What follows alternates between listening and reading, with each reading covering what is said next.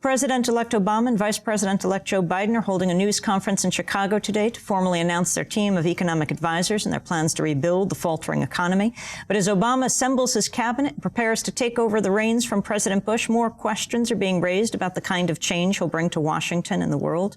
Progressives who supported Obama's candidacy, celebrated his historic victory, are dismayed by his consideration of Clinton-era figures as his key advisors, many of who championed financial regulation and are hawkish on foreign policy.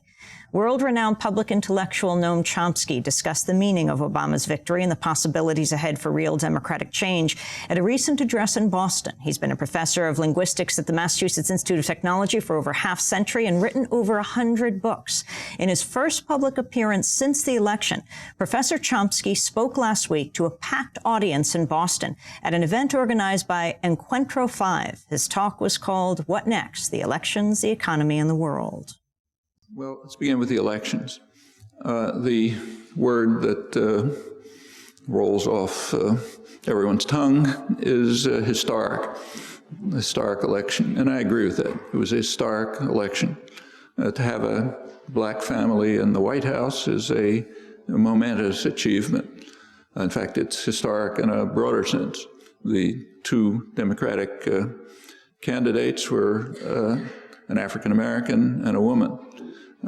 Both remarkable achievements. If you go back, say, 40 years, it would have been unthinkable. So something's happened to the country in 40 years. And what's happened to the country, which is we're not supposed to mention, is that there was extensive and very constructive activism in the 1960s, which had an aftermath. So the feminist movement mostly developed in the 70s, the solidarity movements in the 80s, and on till today. And the activism did civilize the country. It's an important achievement. The country's a lot more civilized than it was 40 years ago, and the historic achievements illustrate it. And that's also a lesson for what's next. What's next will depend on whether the same thing happens. Changes and progress very rarely are gifts from above. They come out of struggles from below, and it's up to the answer to what's next depends on people like you. Nobody else can answer it. It's not predictable. In some ways, the election was surprising in some respects. Going back to my bad prediction, if the financial crisis hadn't taken place at the moment that it did, if it had been delayed a couple of months, I suspect that prediction would have been correct. But not speculating, one thing surprising about the election is that it wasn't a landslide.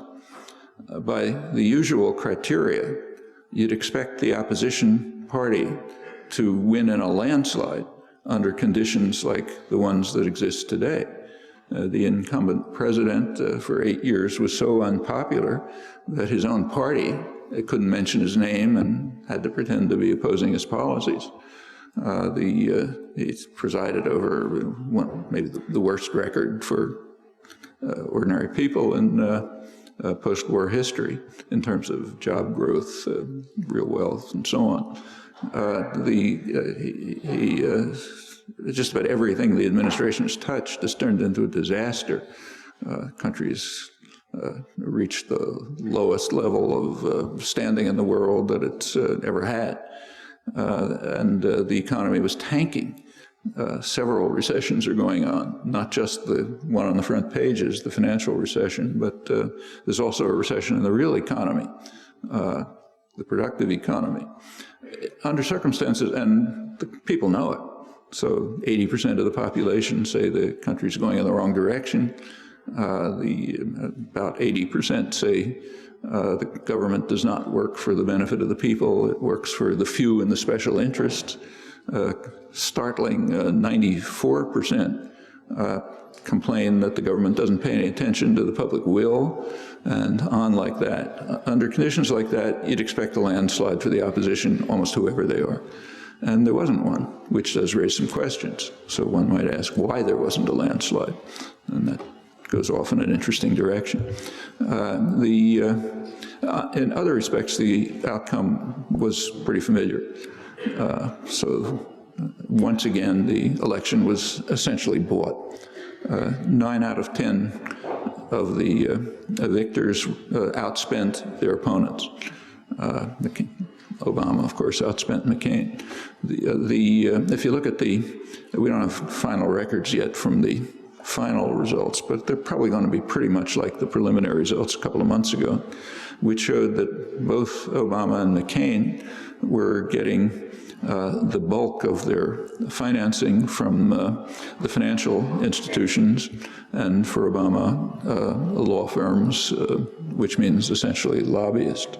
It was about over a third a few months ago. Probably final results will probably be the same. There is the distribution of funding has, over time, been a pretty good predictor of what policies will be like.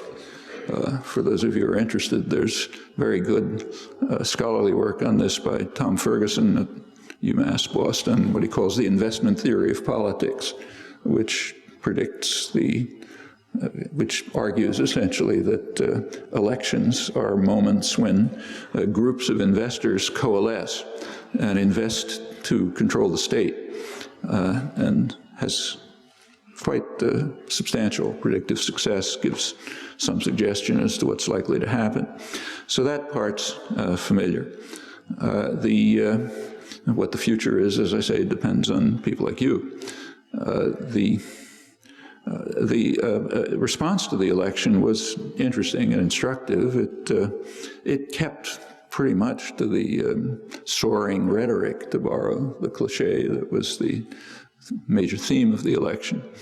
The election was described as an extraordinary display of democracy, a miracle that could only happen in America, and on. Much more extreme in Europe even than here. There's some accuracy in that if we keep to the West. So if we keep to the West, yes, it's probably true that it couldn't have happened anywhere else. Europe is much more racist than the United States, and you wouldn't expect anything like that to happen. On the other hand, if we look at the world, it's not that remarkable. So let's take, say, the poorest countries in the Western Hemisphere, Haiti and Bolivia. In Haiti, there was an election in 1990, which really was an extraordinary display of democracy, much more so than this. In Haiti, there were grassroots movements, popular movements that developed in the slums and in the hills, which nobody was paying any attention to. And they managed, even without any resources, to sweep into power their own candidate, a populist priest, Jean-Bertrand. That's a victory for democracy, when popular movements can organize and set programs and pick their candidate and put them into office, which is not what happened here, of course. When Obama did organize a large number of people, and many enthusiastic people, what's called in the press Obama's army. But the army is supposed to take instructions, not to implement, to introduce, develop programs and call on its own candidate to implement them. That's critical. If the army keeps to that condition, nothing much will change. If it, on the other hand, goes the way activists did in the 60s, a lot could change. One of the choices that has to be made. However, so that's Haiti. Of course, that didn't last very long. A couple of months later, there was a military coup, period of terror. I won't go through the whole record, but up to the present, the traditional torturers of Haiti, France, and the United States have made sure that there won't be a victory for democracy there. It's a miserable story, contrary to many illusions. Take the second poorest country, Bolivia. They had an election in 2005 that's almost unimaginable in the West, certainly here, anywhere. The person elected into office was indigenous. That's the most oppressed population in the hemisphere, that is, those who survived. He's a poor peasant. How did he get in? He got in because there were, again, mass popular movements which elected their own representative.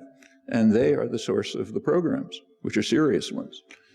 They're real issues, and people know them.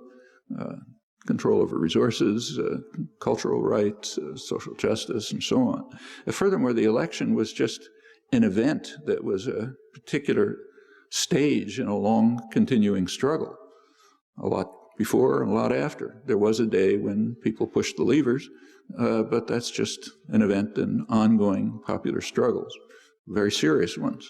A couple of years ago, there was a major struggle over privatization of water, effort which would in effect deprive a good part of the population of water to drink. And it was a bitter struggle. A lot of people were killed, but they won it through international solidarity, in fact, which helped. And it continues. Now that's a real election. Again, the plans, the programs are being developed, acted on constantly by mass popular movements, which then select their own representative from their own ranks to carry out their programs. Now, that's quite different from what happened here. Actually, what happened here is understood by elite elements. The public relations industry, which runs elections here, quadrennial extravaganzas essentially, makes sure to keep issues in the margins and focus on personalities, character, and so on and so forth. They do that for good reasons. They know, they look at public opinion studies, and they know perfectly well that on a host of major issues, both parties are well to the right of the population. That's one good reason to keep issues off the table. And they recognize the success. So a couple of days, every year, the advertising industry gives a prize to the best marketing campaign of the year. This year, Obama won the prize, beat out Apple Company, the best marketing campaign of 2008, which is correct. That's essentially what happened. Now that's quite different from what happens in a functioning democracy, like, say, Bolivia or Haiti, except for the fact that it was crushed. And in the South, it's not all that uncommon. Notice that each of these cases is a much more extraordinary display of democracy in action than what we've seen, important as it was here. So the rhetoric, especially in Europe, is correct if we maintain our own narrow racist perspectives and say, yeah, what happens in the South didn't happen or it doesn't matter. The only thing that matters is what we do, and by our standards it was extraordinary, miracle, but not by the standards of functioning democracy. In fact, there's a distinction in democratic theory which does separate, say, the United States from Bolivia or Haiti. The question is, what is a democracy supposed to be? That's actually a debate that goes back to the Constitutional Convention. But in recent years, say in the 20th century, it's been pretty well articulated by important figures. So at the liberal and progressive end, the leading public intellectual of the 20th century was Walter Lippmann, Wilson, Roosevelt, Kennedy, progressive. And a lot of his work was on a democratic theory, and he was pretty frank about it. He actually took a position not all that different from James Madison's. He said that in a democracy, the population has a function. Its function is to be spectators, not participants. He didn't call it the population. He called it the ignorant and meddlesome outsiders. That's you. The ignorant and meddlesome outsiders have a function, namely to watch what's going on and to push a lever every once in a while, and then go home. But the participants are us privileged, smart guys. Well, that's one conception of democracy, and yeah, that's essentially, we've seen an episode of it. The population very often doesn't accept this. As I mentioned in just very recent polls, people overwhelmingly oppose it. But they're atomized, separated Many of them feel hopeless, unorganized, and don't feel they can do anything about it. So they dislike it, but that's where it ends. In a functioning democracy, like, say, Bolivia or the United States in earlier stages, they did something about it. That's why we have the New Deal measures, the Great Society measures. In fact, just about any step, women's rights, end of slavery, go back as far as you like.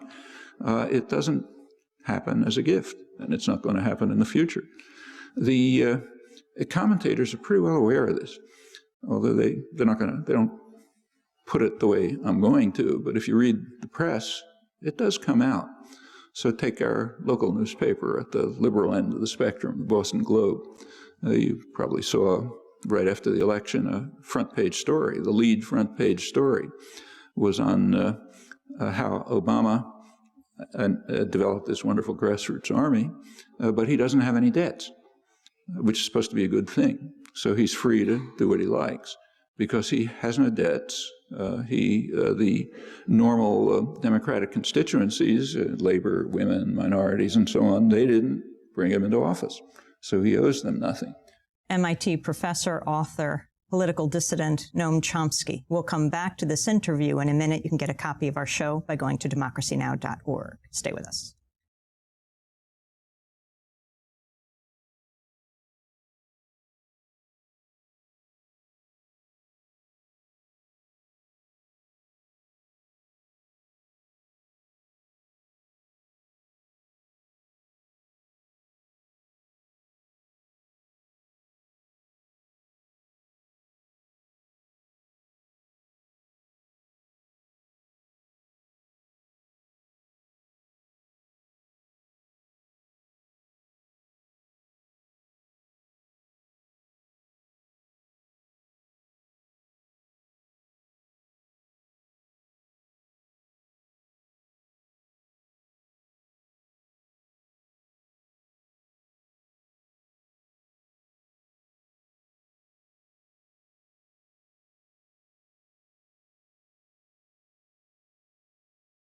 Flowbots rise. Here on Democracy Now!, democracynow.org, the War and Peace Report. I'm Amy Goodman as we return now to Professor Noam Chomsky's address in Boston, the elections, the economy, and the world.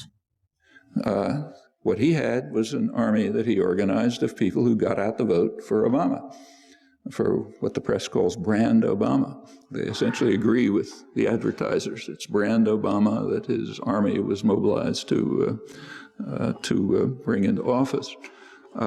They regard that as a good thing, and accepting the Lippmann conception of democracy. The ignorant and meddlesome outsiders are supposed to do what they're told and then go home. The Wall Street Journal, at the opposite end of the spectrum, also had an article about the same thing, roughly the same time. It talked about this tremendous grassroots army that had been developed, which is now waiting for instructions. So what should they do next to press forward Obama's agenda, whatever that is? But whatever it is, the army is supposed to be out there taking instructions and press for it.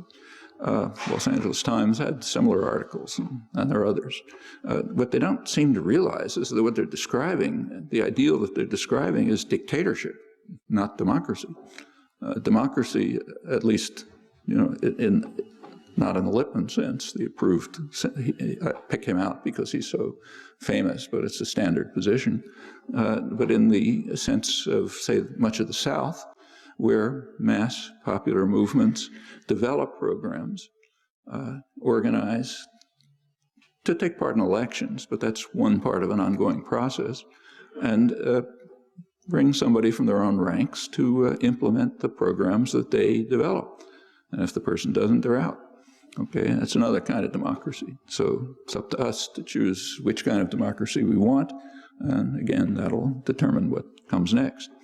Well, what can we anticipate if the popular army, the grassroots army, decides to accept the function of spectators of action rather than participants? There's two kinds of evidence. There's rhetoric and there's action. The rhetoric, we know, it's very uplifting, change, hope, and so on. Change was kind of reflexive. any party manager this year who read the polls, including the ones I cited, would instantly conclude that our theme in the election has to be changed because people hate what's going on for good reasons. So the theme has changed. And in fact, both parties, for both of them, the theme was changed. You know, break from the past, none of the old politics, new things are going to happen. The Obama campaign did it better, so they won the marketing award, not the McCain campaign. Notice, incidentally, on the side that the institutions that run the elections, the public relations industry, advertisers, they have a role. Their major role is commercial advertising. I mean, selling a candidate is a kind of a side role. In commercial advertising, as everybody knows, everybody who's ever, say, looked at a television program, the advertising is not intended to provide information about the product, right? I mean, I don't have to go on about that, it's obvious. The point of the advertising is to delude people with imagery and, tales of a football player, a sexy actress who, drives to the moon in a car or something like that. But it's certainly not to inform people. In fact, it's to keep people uninformed. The goal of advertising is to create uninformed consumers who will make irrational choices. Those of you who've suffered through an economics course know that markets are supposed to be based on informed consumers making rational choices. But industry spends hundreds of millions of dollars a year to undermine markets and to ensure that you get uninformed consumers making irrational choices. And when they turn to selling a candidate, they do the same thing. They want uninformed consumers, uninformed voters, to make irrational choices based on the success of illusion, slander, invective, body language, or whatever else is supposed to be significant. So you undermine democracy pretty much the same way you undermine markets. That's the nature of an election when it's run by the business world, and you'd expect it to be like that. There should be no surprise there. And it should also turn out that the elected candidate doesn't have any debts. So you can follow Brand Obama can be whatever they decide it to be, not what the population decides that it should be, as in the South, let's say. I might say on the side that this may be an actual instance of the familiar and usually vacuous slogan about clash of civilizations. Maybe there really is one, but not the kind that is usually touted. So let's go back to the evidence that we have, rhetoric and actions. Rhetoric, we know. What are the actions? Well, so far, the major actions are selection of, in fact, the only actions are selection of personnel to implement Brand Obama. The first choice was the vice president, Joe Biden, one of the strongest supporters of the war in Iraq in the Senate. Long-time Washington insider, rarely deviates from the party vote. In the cases where he does deviate are not very uplifting. So he did break from the party in voting for a Senate resolution that prevented people from getting rid of their debts by individuals, that is, from getting rid of their debts by going into bankruptcy. It's a blow against poor people who are caught in this immense debt that's a large part of the basis for the economy these days. But usually he's a kind of straight party liner, votes with the Democrats on the sort of ultra-nationalist side.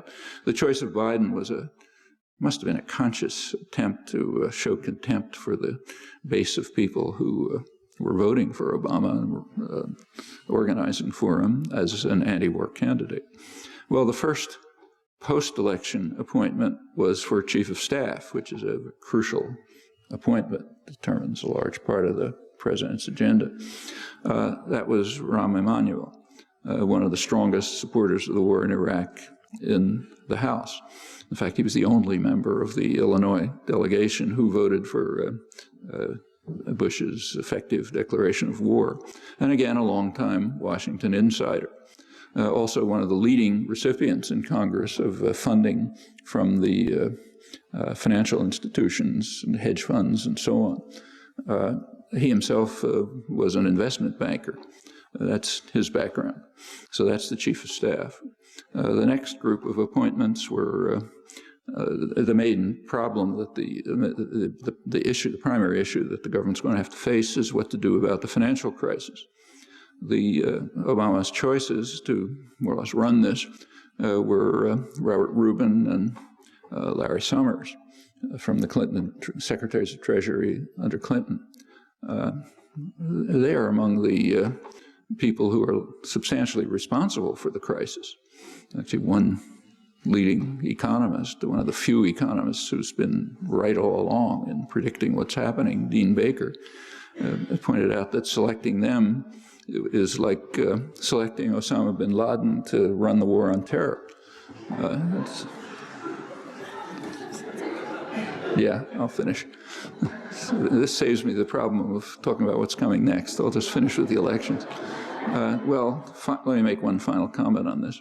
There was a meeting on November 7th, I think, of a group of a couple of dozen advisors to deal with the financial crisis.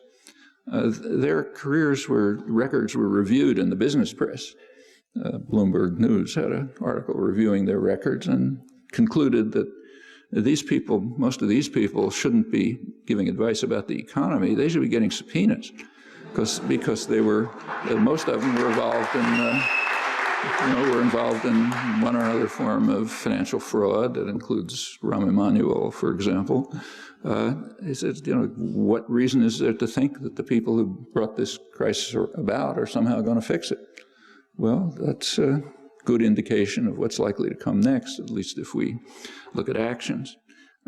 We could, but I won't, you can bring this up, ask what we expect to see in particular cases. And there's evidence about that from statements from Obama's website. I'll mention just one thing about Obama's website, which gives an indication of what's happening. One of the major problems coming is Afghanistan and Pakistan. That's pretty serious. Take a look at Obama's website under issues, foreign policy issues. The names don't even appear. I mean, we're supposed to be ignorant and meddlesome outsiders. We're not supposed to know what brand Obama is. So you can't find out that way. The statements that you hear are pretty hawkish. And it doesn't change much as you go through the list, but I'll wrap up here. Okay. So it's up to you to continue. There you go. So basically my question comes to this issue of movements, and a lot of us on the left decry the lack of a social movement, except there appears to be a very vibrant grassroots social movement on the right in the form of religious fundamentalism, and it seems to have a lot of political influence and power. So I'm just wondering what your take is on that as a real political obstacle in this country at this point, especially facing Obama. Well, if you count noses, there's a huge number of activists. In fact, I think more than in the 60s. But it's a very atomized society. Take the people here. Many people are involved in activism in this area, but you probably don't know about what other people are doing. I've found that over and over again, and let alone what they're doing in other cities. So the big problem here, I think, is not numbers of people who are interested, or the nature of the work they're doing, which is often great, but bringing people together on a substantial scale. Now, the right wing, you're right, the religious right, the fundamentalist right, has been able to turn itself into a political force. And a large part of the reason for that is something that party managers realized during the Carter years. If you think back over American history, political history too, it's always been off the spectrum in religious fundamentalism, way off the spectrum of comparable societies. And regular periods of religious revivalism and so on and so forth. But it was never much of a political issue. So nobody asked, for example, whether, Nixon went to church every Sunday or, Johnson prayed or something like that. It was there, but it was not a political issue. The Carter administration changed that. Carter, I'm sure, was quite sincere about it, but he presented himself as a born-again Christian. And I think that lit a spark in the minds of the PR specialists who run elections. They realized that if the candidate we're selling presents, in those days, himself as a religious extremist, we're going to pick up maybe a third of the vote, okay? And in fact, if you check, ever since 1980, candidates regularly presented themselves as what's called people of faith. That's the euphemism for religious extremists. Many of them are probably about as religious as I am, say Bill Clinton, but it didn't matter. You had to have a picture of him, praying lustily in the church every Sunday morning and so on, singing hymns. So yes, it did succeed in developing a constituency which was organized from the top to turn into a political constituency that could be exploited. I don't think any of us would want the left activists' constituencies to be of that type. We should like them to be of the type that we see, for example, in Bolivia, or kind of activism that led to the New Deal and so on, CIO organizing. But it's a problem here. It is an extremely atomized society in which essentially business propaganda and domination has succeeded in separating people from one another by all kind of means, like driving consumerism, say, which drives people into debt, which traps you. Okay, if we accept that, you get trapped and you can't become organized. So it's a big job for organizers. There's plenty of tinder out there that can be lighted. There are now a substantial amount of people that are calling for a new investigation into the attacks of 9/11, not in order to start a new war, but to find the people that are accountable for the tremendous lapse in the security, the planes not being... Did they just cut my mic? No. The planes not being escorted out of the air and so on and so forth. I'm sure you're well aware of all the inaccuracies. You're a leader in public opinion, and in the vein that Rosa Parks refused to sit in the back of the bus, will you please join us in the front of the bus in the quest for a new investigation? Mm-hmm. Well, I can't do that because I've already done it a long time ago. I don't think it's going to find much, frankly, but I think it would be a very good idea to have an investigation, so I agree with you. Incidentally, these security lapses are constant. So, for example, about a year ago, you'll recall that a nuclear-armed bomber with the bombs armed flew across the country. I mean, it's an incredible lapse of security. Suppose it had been a mechanical accident. Could have killed maybe hundreds of thousands of people. The tightest security you can imagine governed such things, but they collapsed. Happens all the time. In fact, if you look at the intelligence and security record, it's full of incredible lapses. So, the fact that it happened also on 9/11 when there was big confusion and so on doesn't seem to me too out of line. But yeah, we should look at it. On the other hand, if anybody thinks they're going to find anything serious, there are questions that really ought to be asked. For example, suppose the Bush administration was somehow involved. Suppose that turns out. I don't think it's very likely, but suppose it does. Then there's a really big question to answer. Why would the Bush administration choose to shoot itself in the foot by attributing 9/11 to Saudi hijackers? I mean, if the goal was to set up the basis for attacking Iraq, which is plausible goal, they would have picked Iraqi hijackers instead of undermining what they're trying to do by picking Saudi hijackers and at the same time prejudicing their relations with one of their most valued allies. You can grant a certain amount of incompetence and stupidity, but that would be going over the edge. And there are many other questions like this. In response to your question, I think an investigation would be a good idea. Notice that in the case of the lapse of security with the bomber, it was taken seriously enough so the Secretary of the Air Force and the Air Force Chief were fired. Yes, thank you, Professor. As you sort of touched upon, Obama seems to be filling his positions with recycled members of the Clinton administration. Do you see the Obama administration as being just another Clinton administration, or do you see the administration and the country as well moving to the left of sort of where policy was during the Clinton administration? My feeling is that the Obama brand, insofar as it's coming from the top, is pretty much a replica of the familiar centrist Clinton-style Democrats. And you can see it from the appointments, and I think you can see it from the statements and the programs insofar as they're realistic. Will the country move to the left? Well, we're back to the question of what people like you do. There's no way to predict that. Obama compares himself to Kennedy. Okay, did the country move to the left then? Yeah, it did, not because of Kennedy. Kennedy's record was not very impressive, frankly. I think he was one of the most dangerous presidents we've had. There's a lot of illusions about him, but if you look at the record, that's the way it is. On the other hand, the way people acted in the 1960s was quite different. Lots of people. That's why we became a more civilized society. But that's a choice that people are going to have to make. You can't predict it. I mean, if you look back to the 1950s, the standard prediction was we've reached the end of history. It's called the end of ideology. There's nothing to argue about anymore. All the problems have been solved. I mean, even an imbecile could keep the economy growing at 3% a year, just by pushing the buttons that we already know.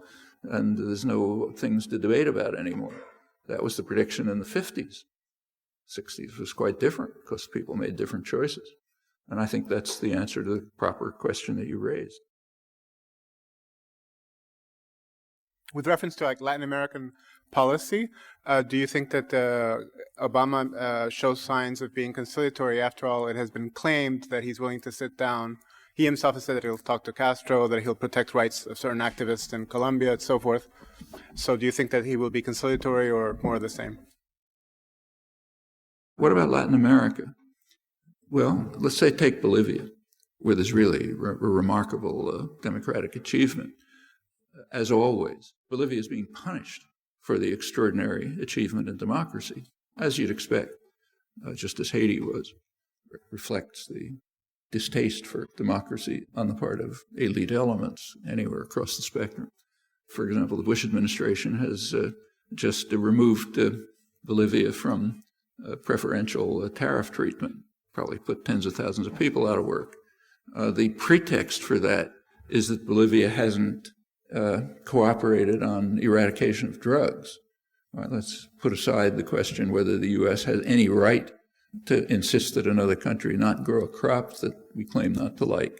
So, for example, does China have the right to defoliate, carry out chemical warfare in Kentucky and North Carolina because they grow a crop that's incomparably more lethal than coca? Do they have that right? Well, I don't think so. But put that aside. What's the record in Bolivia? Well, the record in Bolivia is that there was a slight increase, about 5%, in coca production. In contrast, Colombia, which is our major ally, where the U.S. is pouring in military aid, there was a 26% increase. So that can't be the pretext. What's going on is just what I said. There was an extraordinary achievement in democracy. The people have to be punished. In fact, as I'm sure you know, there's kind of a quasi-secessionist movement.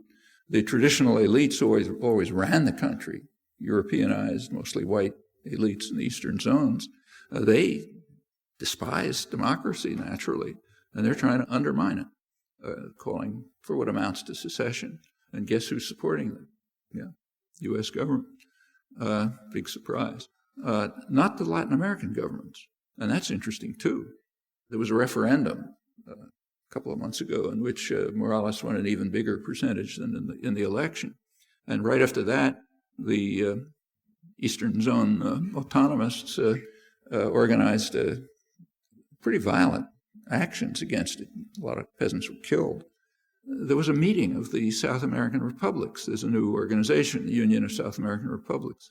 They had a meeting in Chile, September 15th, in which this includes all of them, even Colombia, in which they issued strong statements supporting Morales, condemning the opposition. It was read by Michelle Bachelet, who's president of Chile, is one of the prime minister of Chile, is one of our favorites, supposedly. Strong statement of support. Morales responded with an important comment. He said, this is the first time in 500 years that Latin American countries are taking our fate into our own hands without the intervention of foreign powers, mainly the U.S. That's important. In fact, so important that it wasn't even reported in the United States. A friend of mine did a database search, and there was no mention of it. It was an oblique mention. That's the reaction that takes place when there's an achievement in democracy. All right, getting back to Obama, has he said anything about it? If so, I haven't heard it. Maybe you can find it. What about Cuba? Okay.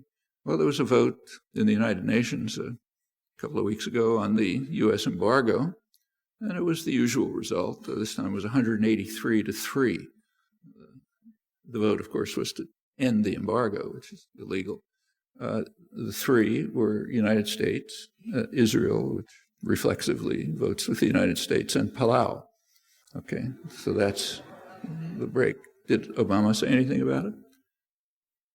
Incidentally, it wasn't the only vote. There was also a vote on trade in arms. Should be allowed to sell arms freely.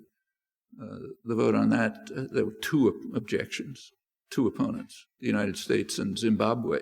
So we were in good company on that one. And there's a series of similar votes. Well, I haven't heard anything about any of these things from Obama. Maybe there'll be a change, but I don't see any indication of it. Professor, you've been a critic of white South Africa in the past. I wonder if the country's any better under black rule, seen as the white race is the spark of civilization. We created the great empires of Rome, Egypt, and every other. He cut my mic. What about white South Africa? Are people better off after apartheid than before? Well, I think ending apartheid was a spectacular achievement. That is a historic achievement. Is the mass of the population better off? Probably not, because the class issue was not addressed, only the race issue, and the huge class issue. Say, if you look at poverty, the death rate and stuff like that, you could say it's worse off, but that's not the way the black majority sees it in South Africa, and they're right. They did succeed in overcoming a tremendous evil. I think that's right, independently of what happened afterwards. Could you explain the recent events in Diyarbakir, Turkey, and why they're important? Thanks. Why is Diyarbakir important? Diyarbakir, as I'm sure you know, is effectively the capital of Kurdish southeastern Turkey. And some of the major atrocities of the 90s were carried out right there, not just in Diyarbakir, but in the Kurdish areas. This is one of Clinton's many crimes, also a media crime because they covered it up. There was a Turkish counterinsurgency operation which destroyed about 3,500 towns and villages, killed tens of thousands of people, drove out unknown numbers of people, maybe millions by some counts, either out of the country or into miserable slums in Istanbul and so on. That's a major atrocity. Overwhelmingly supported by the United States, about 80% of the arms. In fact, in the single year, 1997, Clinton sent more arms to Turkey, right at the peak of the atrocities, than in the entire Cold War period combined to the onset of the counterinsurgency campaign. That's major. That's why you don't read about it. It's a major crime for which we were responsible, so, not the right story, but it happened. Well, in the early part of this decade, things were improving somewhat in southeastern Turkey, and they're better than they were. But unfortunately, hostilities and repression and atrocities are picking up again, so it's not as good as it was 5 years ago. Yeah, that's why it's important. And it's important in itself, and it's multiply important for us because of our decisive role in it. Speaking of the global challenges of our time, many experts are predicting that global petroleum production will peak sometime in the near future if it hasn't done so already. And given the many ways that our civilization depends on widely available cheap energy that petroleum provides, some people are talking about the collapse of the global economy, even the collapse of industrial civilization itself. Do you think these outcomes are likely? What changes will peak oil bring? and how should we respond? As for peak oil, sooner or later there'll be a peak oil period. It's a finite resource. The question is, at what point does accessing fossil fuels become too expensive or maybe too energy intensive for the benefit of using them? And obviously that date will come. Is it a good thing or a bad thing if it's soon? Well, in many ways it's a good thing. So we ought to hope that it's not too far off, because the use of fossil fuels may doom the human species, maybe in the not too distant future. So if it turns out that it's not too far off, they'll be cheering, because that'll drive the measures that should be taken in any event, no matter when peak oil is, to overcome, at least mitigate, maybe overcome, which could be not only a major crisis, but a real crisis of species destruction. That would be, first of all, conservation, which is the first step, which is probably economically efficient, apart from anything else. And secondly, an intensive effort to develop a system of sustainable energy, which doesn't just mean some new technical fix, but also changes in the way we live. Lots of them. It's a big topic, too much to talk about here. Why do you keep covering up the scientifically proven fact that the 9/11 terrorist attacks were an inside job perpetrated by U.S. imperialists? Why don't I accept the scientific proof about Bush administration involvement in 9/11? Well, that's easy. There isn't any. In fact, what is claimed is that Building 7 had a planned collapse and so on and so forth. Okay, I don't have the technical expertise to judge that, so I just wait. I treat it the same way I do when people make any other claim, say about intelligent design. Can bacteria evolve? Well, when you read the scientists who work on it, it goes into material that I don't know enough to judge about, and I'm not interested enough to explore it. What you wait is for them to submit papers to the standard scientific journals and so on, and see what kind of responses there are and what kind of interchanges there are and so on. Well, that hasn't happened in this case, so it's impossible to deal with it. But suppose it were true. Suppose it turns out that Building 7 was in fact destroyed by an internal explosion. Well, who would that point the finger to? Osama bin Laden.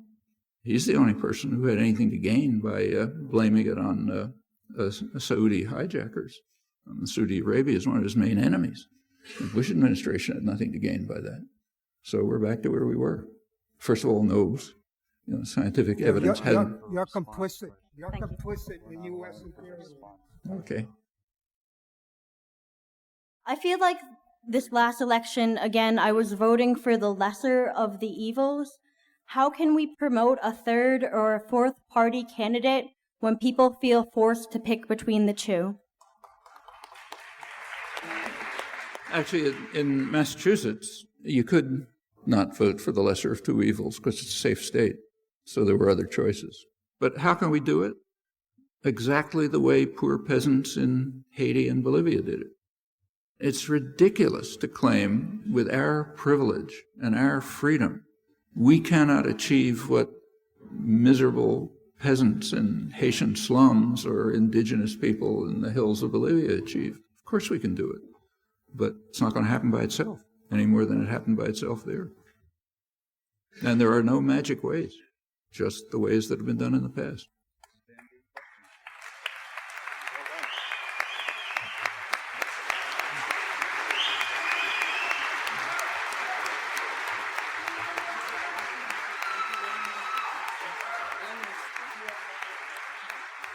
Thank you.